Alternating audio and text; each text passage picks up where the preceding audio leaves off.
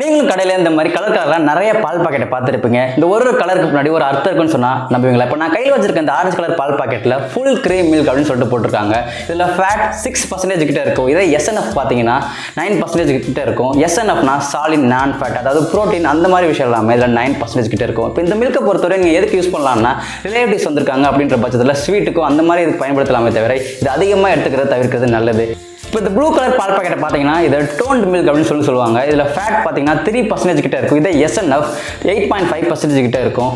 அதே இந்த green colour ball பாக்கெட்டில் பார்த்தீங்கன்னா இதில் ஃபேட் 4.5% கிட்ட இருக்கும். இதே SNF 8.5% கிட்ட இருக்கும். இதை ஸ்டாண்டர்டைஸ் மில்க் அப்படின்னு சொல்லுவாங்க. இது நார்மலாக நீங்கள் டீ காஃபி போகிறதுக்கு டெய்லியுமே பயன்படுத்திக்கலாம்.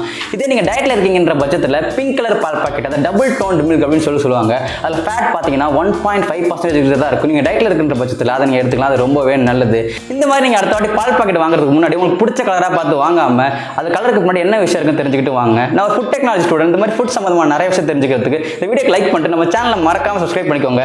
அடுத்த வீடியோ சந்திக்கலாம். பாய்.